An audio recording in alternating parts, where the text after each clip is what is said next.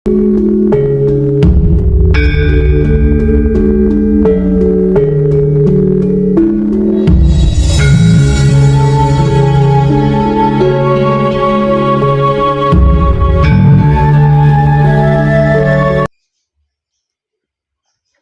yang paling pasti lagi,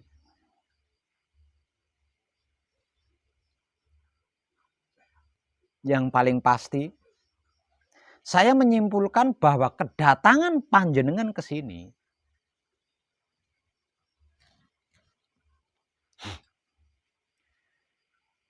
ingin membebaskan diri dari karma. Kira-kira ya enggak? Ingin menyempurnakan seluruh karma keluarga besar panjenengan. Iya enggak?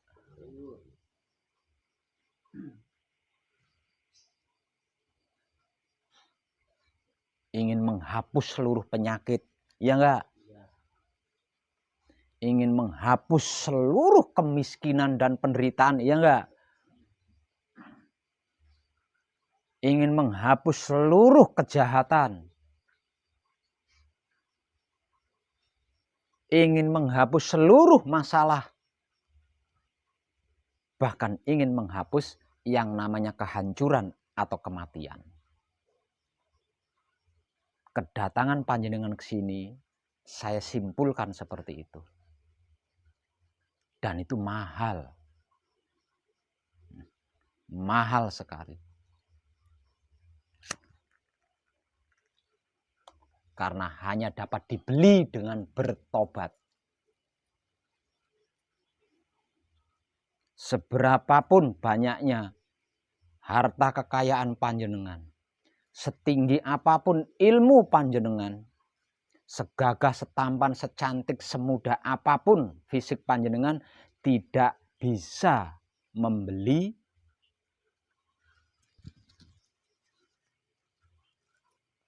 kesempurnaan abadi. Yang bisa dijadikan alat beli kesempurnaan abadi adalah pertobatan panjenengan, kapoknya panjenengan, capeknya panjenengan. Maka dengan itu, untuk yang di luar sana, kalau masih suka menderita, masih kuat menderita, masih suka penyakit, masih suka masalah, belum capek menghadapi semua itu, masih suka kejahatan, masih suka iri, sirik, dengki, benci, dendam, bully, fitnah, menghina, membuli, jangan temui wong edan bagu di sini. Karena tidak akan pernah bisa mengkaji dan mempraktekkan wahyu panca gaib. Jadi percuma datang menemui saya kan. Lawang saya hanya punya wahyu panca gaib. Selain wahyu panca gaib saya tidak punya.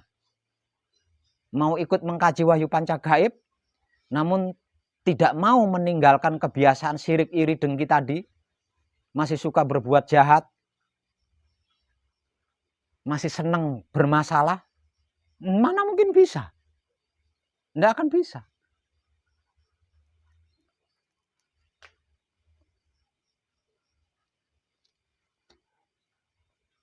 Dan sesungguhnya itulah yang dirindukan oleh seluruh makhluk hidup, bukan cuma manusia.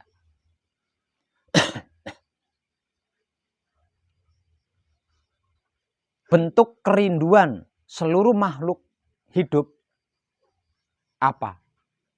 Adanya rumah sakit. Rumah sakit itu bentuk rindunya makhluk yang menginginkan sehat. Adanya tempat penjara itu sebagai bentuk kerinduan seluruh makhluk hidup yang ingin kebaikan.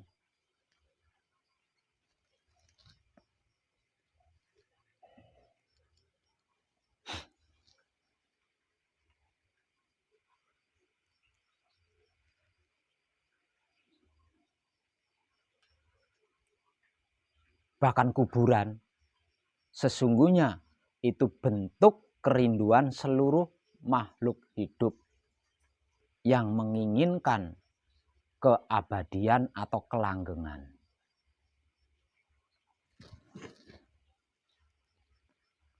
Dan sekali lagi itu mahal. Karena hanya dapat dibeli dengan pertaubatan.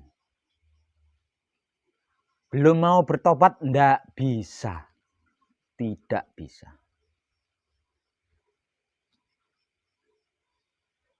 Jadi kalau belum capek, belum lelah, belum letih, belum kapok, ya jangan temui wong edan baku di sini.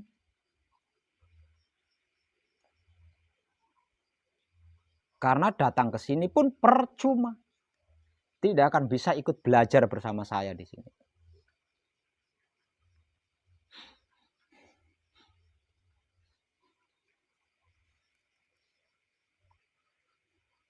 Bertobatnya gampang. Bertobatnya gampang. Hanya dengan mengikuti petunjuk yang saya motivasikan, pasti berhasil tobatnya. Lah yang enggak gampang itu mempertahankan pertaubatan ini loh. Supaya enggak kapok lagi. Supaya enggak kumat lagi.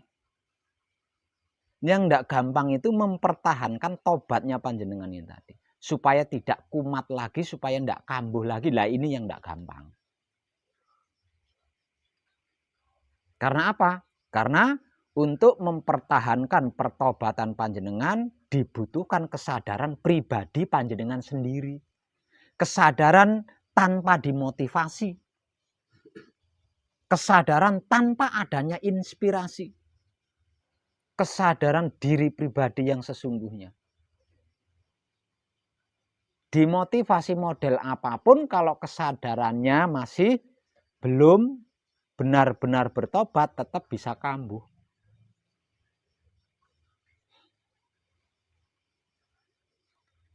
Maka ini tentang hidup. Sang pemberi kehidupan. Kalau sampai itu terjadi, pasti berhadapan dengan hidup itu sendiri.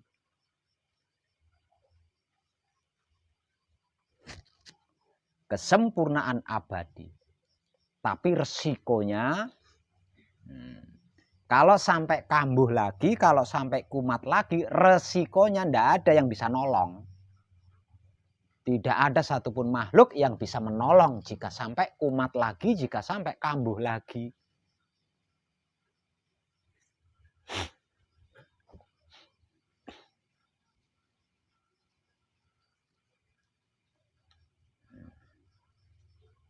Coba jenengan renungkan kalau seluruh manusia hidup dalam pertobatannya masing-masing. Dalam pertobatannya sendiri-sendiri. Bisa dipastikan rumah sakit tidak ada, penjara tidak ada, hukum tidak ada, aturan tidak ada. Lah masing-masing diri bisa membawa dirinya, bisa menempatkan dirinya, bisa menyesuaikan dirinya, bisa menjaga dirinya. Lalu untuk apa rumah sakit? Untuk apa penjara?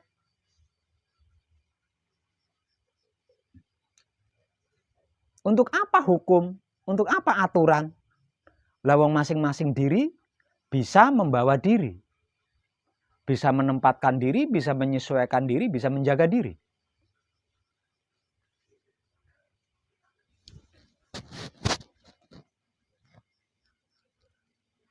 Lah, tentang itulah yang sedang kita kaji bersama, yang sedang kita praktekkan bersama.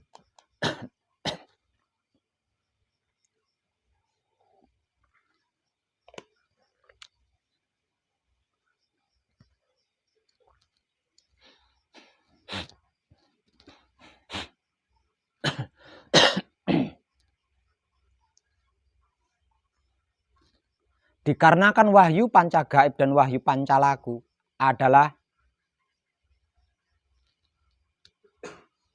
gerak dan geriknya adalah kesadaran, maka di sini panjenengan akan menjadi lebih sensitif lagi. Sebelumnya, ketika ada yang memfitnah panjenengan, mungkin telinga panjenengan saja yang panas. Yang merasa panas mungkin telinga panjenengan saja, karena hanya telinga panjenengan yang mendengarkan kabar tentang fitnah mengenai panjenengan. Namun setelah ini, ketika ada yang mengfitnah panjenengan, bergetar seluruh tubuh panjenengan. Panas. Dikarenakan lebih sensitif.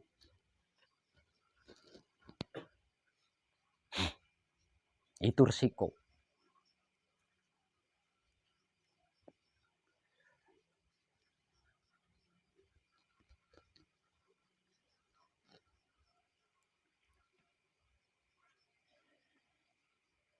Lantas apa yang harus saya lakukan Pak Web ketika ada orang yang seperti itu? Tidak perlu melakukan apa-apa.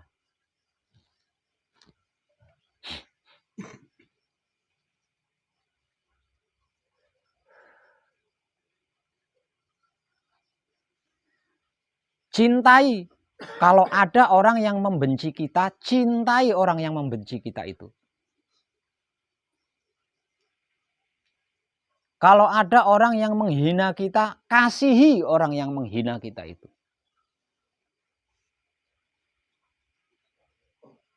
Kalau ada orang yang mengfitnah kita, sayangi orang yang mengfitnah kita itu. Dan lakukanlah kebaikan-kebaikan sebanyak mungkin kepada orang yang menjahati kita. Tidak perlu diapa-apain. Tidak perlu diapa-apain. Kenapa tidak perlu diapa-apain Pak Web? Malah diperlakukan seperti itu. Karena kelakuan apapun yang kita lakukan kepada orang yang membenci kita, menghina kita, mengfitnah kita, dan menjahati kita, itu tidak akan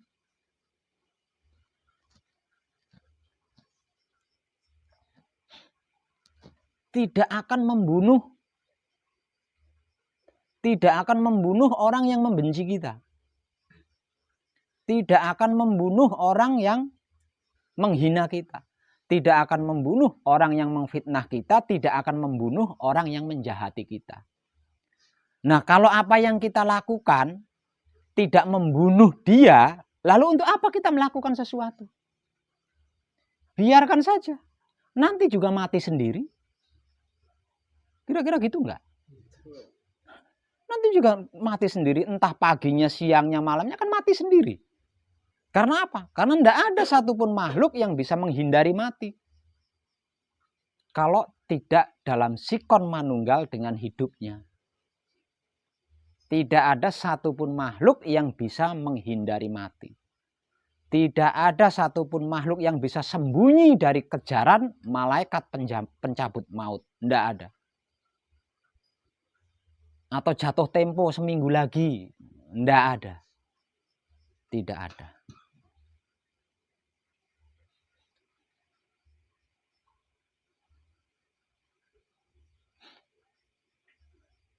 Jadi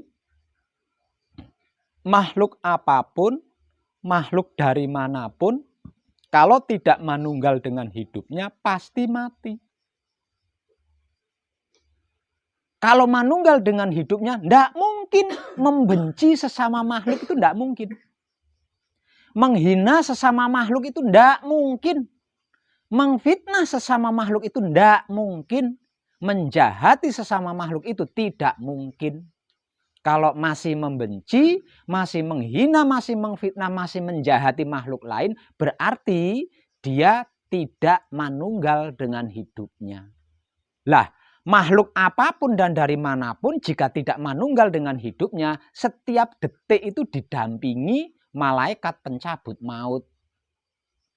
Jadi untuk apa kita melakukan sesuatu? Lawang dia juga akan mati. Tanpa kita apa-apain, dia tetap akan mati. Tinggal nunggu waktu saja. Jadi tidak usah dibalas. Kalau harus membalas, balaslah dengan cinta dia yang membenci kita. Balaslah dengan kasih dia yang menghina kita.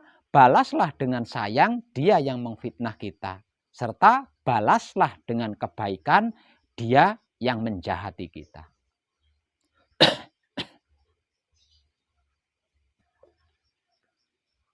Nggak perlu diapa-apain.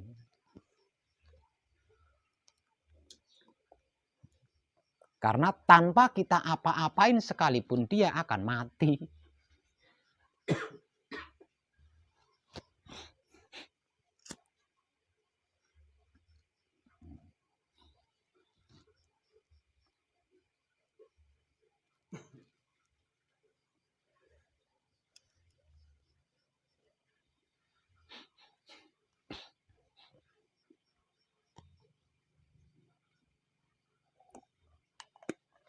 Jadi kalau panjenengan membalas membenci ketika ada yang membenci, berarti panjenengan lepas dari kemanunggalan. Lawang ikut membenci, lawang manunggal dengan hidup itu tidak kenal benci. Kalau sampai membalas membenci, berarti panjenengan lepas dari kemanunggalan. Artinya panjenengan juga akan ikut mati. Lawang tidak manunggal. Akan ikut binasa, akan ikut hancur, akan ikut celaka.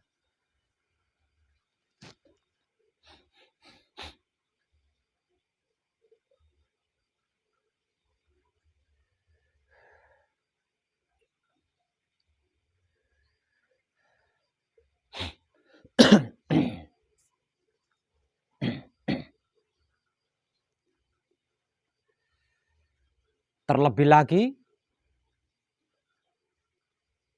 kehidupan dunia kita saat ini adalah kehidupan dunia kedaulatan Romo.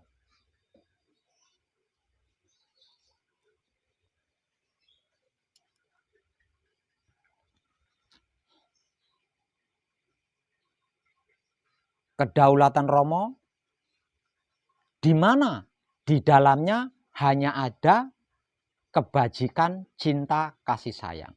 Selain kebajikan, cinta, kasih sayang tidak ada. Di dalam kedaulatan Romo, selain kebajikan, cinta, kasih sayang tidak ada.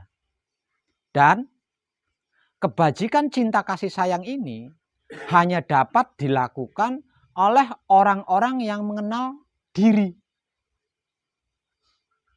Hanya dapat dilakukan oleh orang-orang yang mengenal diri dan tidak pernah lupa diri.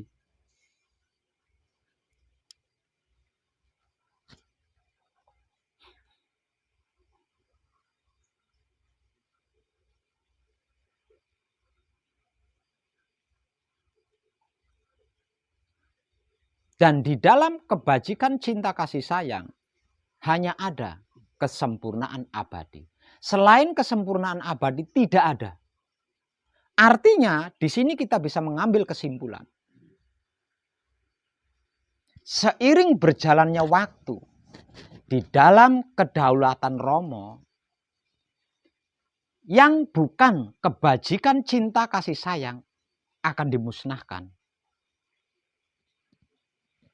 Yang bukan kesempurnaan abadi akan dimusnahkan.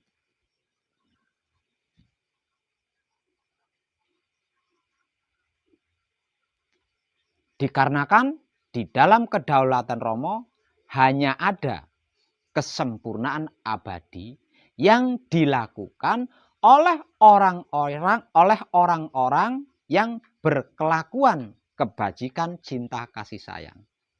Selain itu akan dimusnahkan karena sudah terlalu lama menjadi sampah semesta alam. Jadi udah bau banget.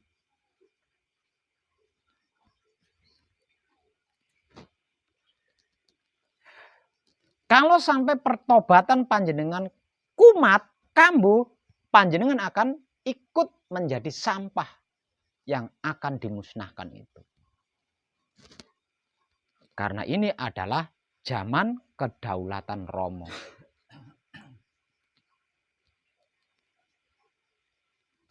Yang sesungguhnya di era ini, di zaman ini,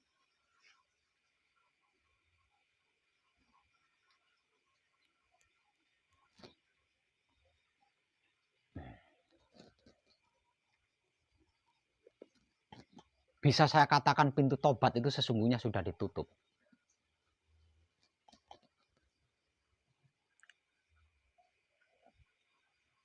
Pintu tobat itu sesungguhnya sudah ditutup. Karena ini sudah masuk di kedaulatan Romo, sudah masuk ke dalam kedaulatan Romo. Jadi sesungguhnya pintu tobat itu sudah tertutup di situ, sudah ditutup.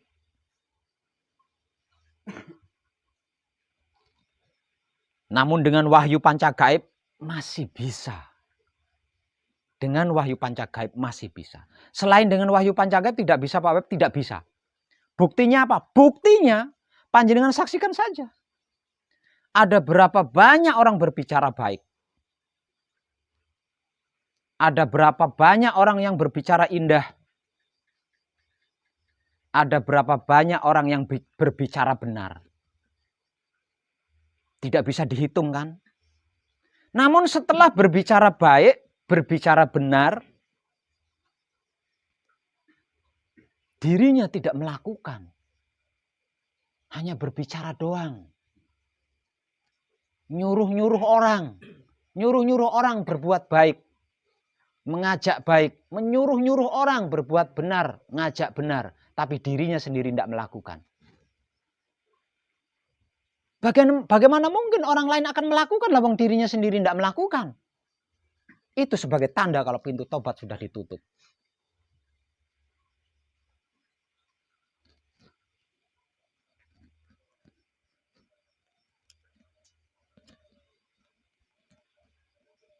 Kebajikan, cinta, kasih sayang tidak mengenal kejahatan.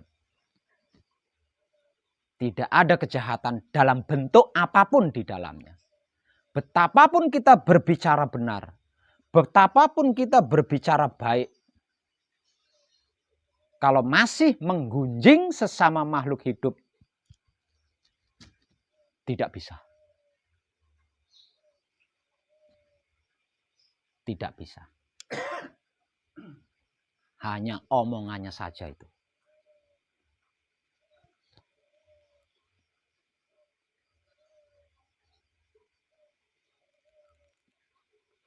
Nanti panjenengan akan menyaksikan lebih jelas lagi.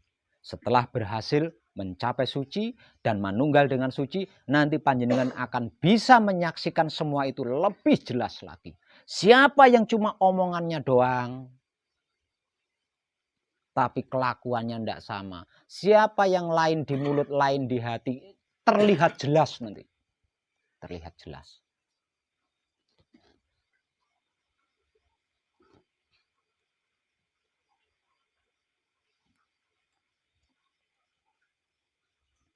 Lah, saudara-saudari kita yang bertobat dengan menggunakan wahyu panca gaib yang tak lain dan tak bukan adalah sedulur papat kalimo panjenengannya sendiri, bisa berhenti. Ketika dia berbicara baik, dia pun melakukan kebaikan itu. Ketika dia berbicara benar, dia pun melakukan kebenaran itu. Sedangkan yang menggunakan selain wahyu panca gaib, setelah berbicara benar, nyampe di rumah bertengkar sama keluarganya. Berarti jelas kan? Hanya wahyu panca gaib. Hanya wahyu panca gaib yang bisa mendobrak pintu tobat. Di era kedaulatan Romo.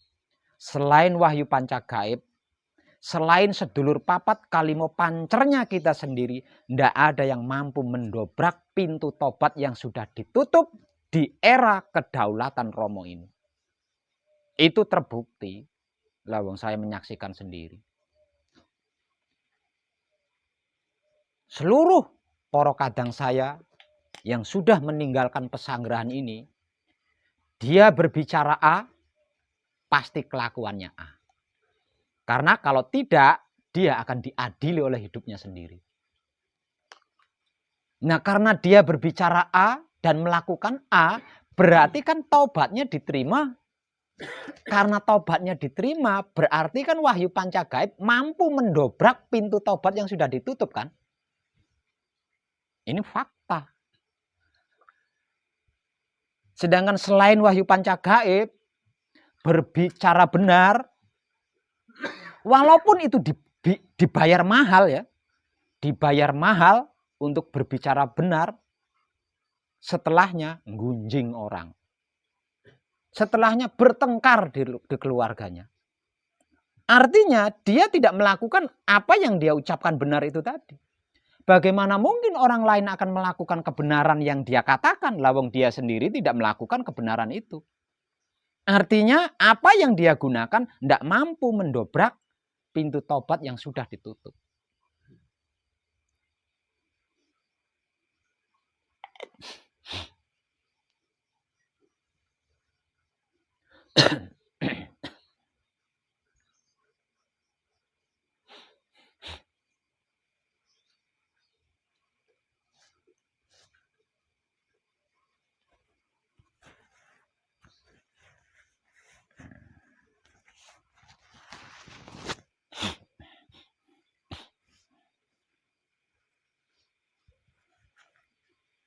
Hanya dengan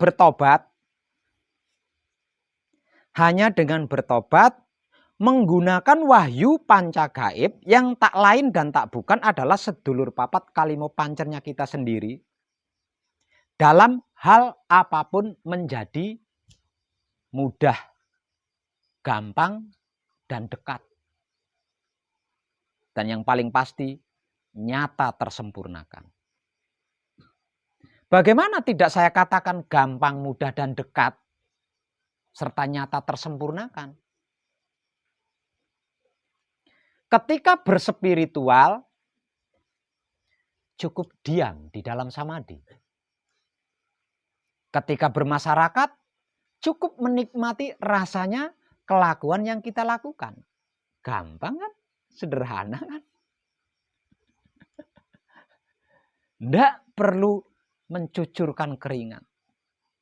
Tidak perlu nguras tenaga, nguras otak. Enggak perlu menggunakan ijazah, titel, pangkat, enggak perlu. Cukup diam ketika sampai di tahapan samadhi di saat berspiritual. Cukup menikmati rasanya kelakuan yang kita lakukan di saat bermasyarakat.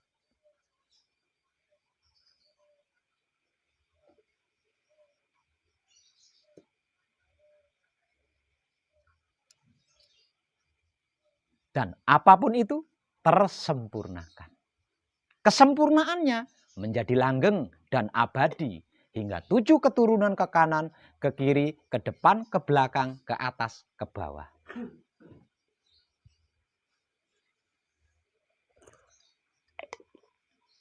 Apa enggak luar biasa tuh mujizatnya bertobat? Kalau panjenengan tidak mau bertobat, kepala jadi kaki, kaki jadi kepala. Hanya untuk sesuap nasi. Bahkan tidak jarang demi sesuap nasi menjual harga diri.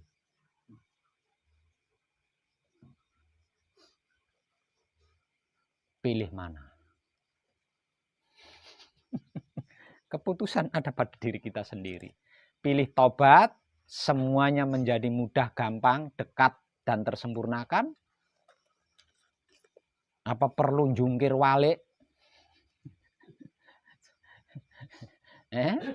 Asik sebagai hewan berwujud manusia? Memang kelakuannya kayak hewan. Nah, hewan berwujud manusia, kelakuannya kayak hewan. Masih mending hewan. Hewan tidak sedikit yang kelakuannya seperti manusia. Ini yang bikin aneh ini kan manusia kelakuannya seperti hewan. Ini kan aneh.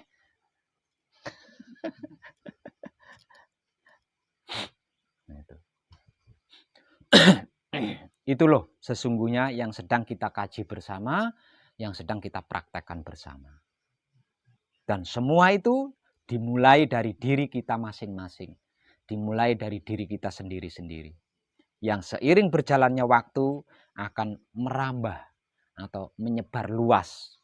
7 keturunan ke kanan, ke kiri, ke depan, ke belakang, ke atas, ke bawah. Sudah ke tetangga, ke masyarakat. Semuanya.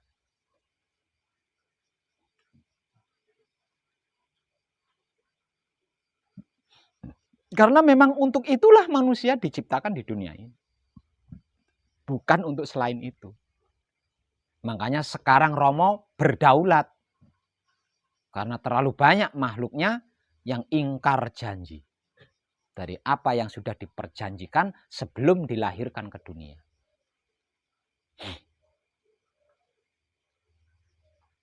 Dan keputusannya, selain kebajikan cinta kasih sayang dan kesempurnaan abadi akan dimusnahkan. Nah, selama ini, apa yang saya katakan ini, selama ini disebut-sebut sebagai kiamat.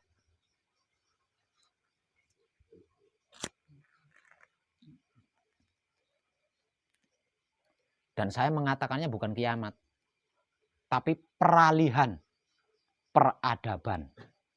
Bukan kiamat. Kalau kiamat hancur total.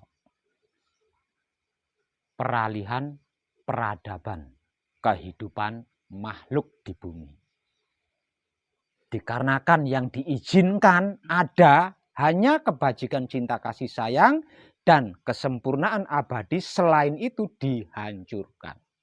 Yang namanya dihancurkan pasti ada efeknya kan. Nah, efek inilah yang dimaksud sebagai kiamat atau kehancuran dunia.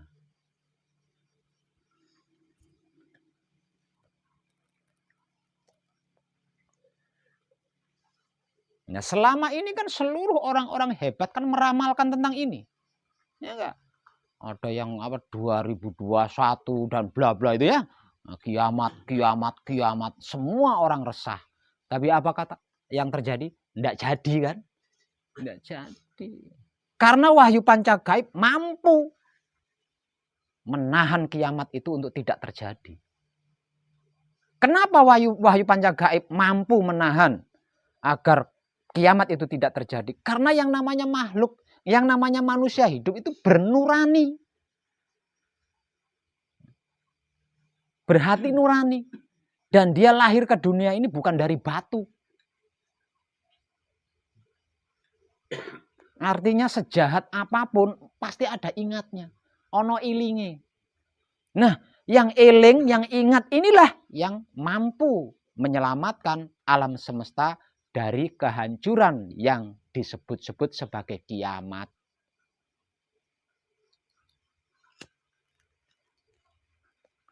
Semakin banyak yang bertobat, semakin banyak jumlah yang bertobat, maka semakin sedikit kehancuran yang akan terjadi nantinya. Nah, kalau semuanya bertobat berarti sama sekali tidak ada kehancuran di dalam peralihan peradaban kehidupan makhluk di alam semesta ini. Lalu nggak ada yang perlu dihancurkan, nggak ada sampah, apa yang perlu disapu? Lalu sampahnya nggak ada.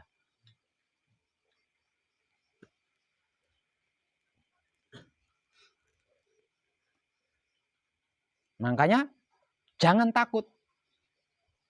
Melakukan kebajikan cinta kasih sayang, jangan takut, jangan ragu, jangan bimbang. Karena apa? Karena yang panjenengan lakukan adalah sedang menyelamatkan alam semesta seisinya dari kehancuran sapu jagat.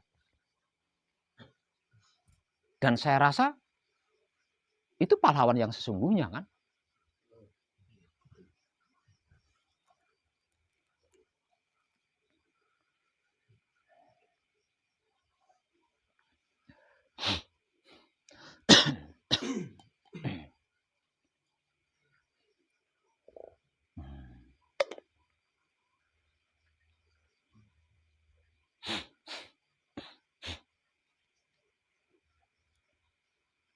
Hanya dengan bertobat, menggunakan alat atau sarana wahyu pancagaib yang tak lain dan tak bukan adalah sedulur papat kalimo pancernya kita sendiri, sang penggerak raga ini, apapun itu akan menjadi tersempurnakan. Dan kesempurnaannya langgeng, abadi. Karena apa? Karena menjalar ketujuh turunan ke kanan, ke kiri, ke depan, ke belakang, ke atas, ke bawah. Kalau sudah semua, merambat lagi ke tetangga-tetangga, ke masyarakat.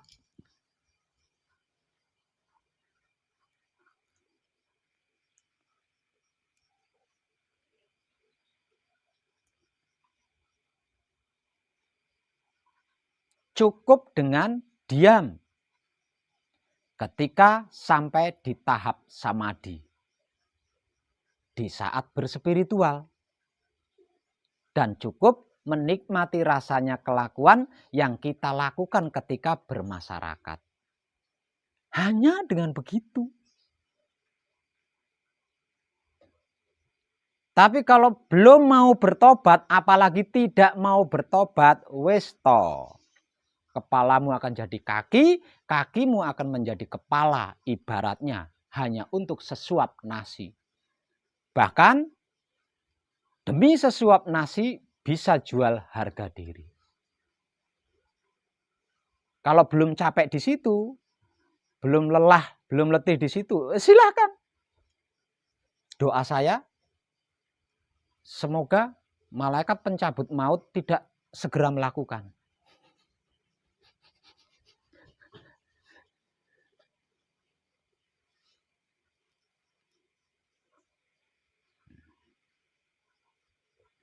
Nah, karena belum mau bertobat, tidak mau bertobat, jangan protes. Jangan protes, jangan mengeluh. Apalagi sampai menyalahkan. Karena apa? Karena itu adalah karmanya sendiri. Jadi apapun yang dialami, kehidupan apapun yang dialami itu bukan salahnya kedua orang tuanya. Bukan salah gurunya. Bukan salah pemimpin negaranya, bukan. Karena perbuatannya sendiri. Jadi jangan mengeluh, jangan menyalahkan apapun. Kalau tidak mau bertobat.